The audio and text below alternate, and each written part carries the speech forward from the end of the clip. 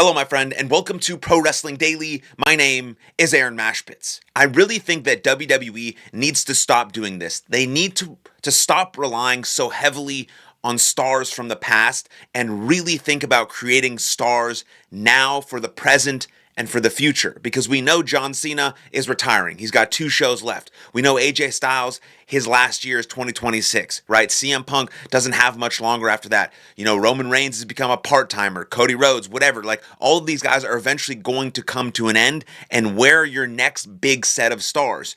And they're not going to be able to blossom into those stars like Roman Reigns did, right? Not everyone loved him when he was post-Shield and he was being sort of force-fed to us. The same with John Cena, but now John Cena is considered the greatest of all time. Roman Reigns now is sort of the god of WWE, right? His aura is off the charts. So what is WWE doing currently to create stars of the future? Now, because what has to stop is they keep going back in the past and bringing these stars now for today. It's not like Brock Lesnar needs to be here, right? They could have built and chose someone else to be in that position. Maybe a Gunther could have been in the War Games spot, but they keep bringing back old stars that's they think somewhat is going to build up the WWE roster. Unless these guys are actively putting over the young guys and building them up in real time, there's no point of it. And the most prime example right now is Nikki Bella getting a title shot at Survivor Series. Survivor Series is like top 4 biggest pay-per-views or PLEs of the year for WWE, and Stephanie McCour's first real challenger and title defense. Like, she's had title defenses before, right? But first, like, big challenger and first big adversary is Nikki Bella, who's never once in her whole career put on a match that people are like, yeah, that was a great match. She may have been a trailblazer. She may have been really influential on Total Divas, and it's driven a lot of people to want to become female wrestlers and all those great things, but she's not a good wrestler. And so what's the point of bringing her back to face Stephanie McCour when you could have a Roxanne or a Raquel or anyone else on the roster taking that spot and building up 2 people at once via this great feud and Stephanie McCour's first time championship run? And then because Nikki Bella is doing this thing, hopefully after Survivor Series, it's done. We've seen the last of her. She doesn't have to wrestle anymore. She gets beat by Stephanie McCour, and that's it. But, WWE could throw the freaking strap on her. We could have Nikki Bella win at Survivor Series, and now she has to have more matches against other people. God bless. I hope that doesn't happen. But now Brie Bella on the Bella Twins podcast, or whatever their podcast is called, Brie Bella says, like, she has one more run in her. Why? You have a couple kids at home. You have Daniel Bryan or Bryan Danielson as your husband. What do you need to have another run for when your original run was mediocre? Like, the Bella Twins were great in the era they were in. The wrestling is different now. The women are better.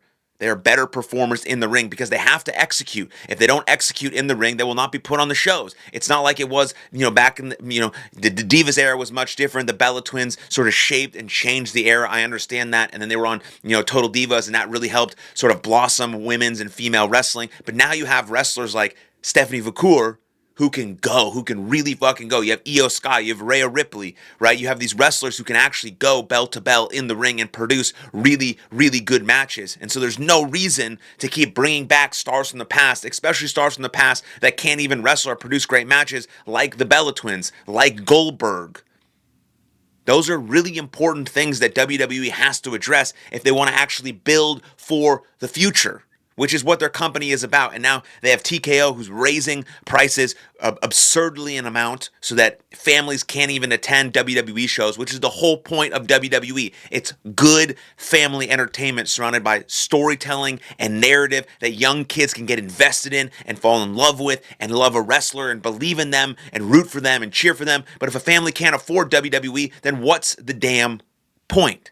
What's the damn point? And WWE must address these things, or they're going to keep losing fans to other promotions, whether it's Ring of Honor, whether it's New Japan, whether it's TNA, whether it's AEW. AEW's ticket prices are very, very affordable. Now, some of the things they do aren't very family friendly because they do a lot of death matches and things of that nature, and so I don't think that's really conducive to their family-friendly ticket prices, and so some of those things are a little contradictory, but WWE might lose fans to that, and if they keep bringing back shit-ass wrestlers instead of building new ones up, then it's really going to be bad for the future of the company. And speaking of the future of the company, we have War Games coming up.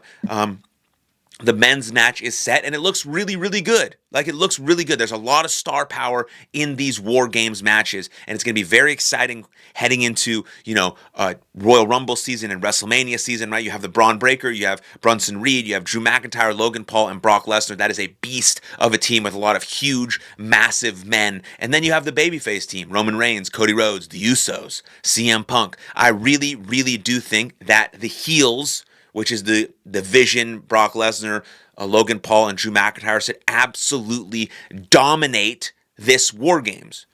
Should absolutely dominate this War Games. There should be something that happens between Jimmy and Jay and Roman Reigns. Maybe that leads to a match, or something that happens between Roman and Drew McIntyre that leads to a match.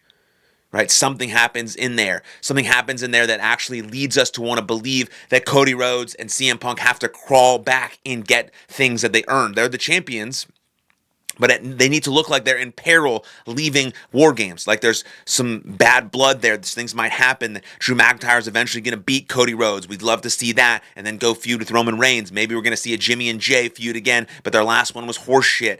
And, like, what are Braun Breaker and Bronson Reed going to do? Are you building up Braun Breaker so he can win the Royal Rumble? Where's LA Knight and all of this? Who's CM Punk's next challenger? These things have to be answered. Maybe not answered exactly on War Games, but I think at least we have an idea of what the trajectory might be for Royal Rumble and for WrestleMania. And I think that starts with the heel team absolutely dominating this match and really putting the baby faces like in a position where they have to fight from underneath to get what they want.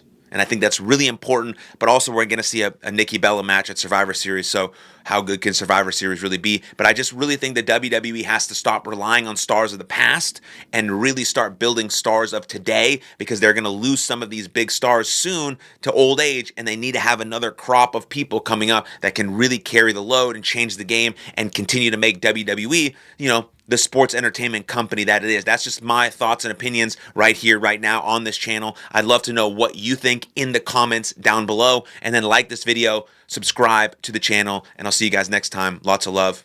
Cheers.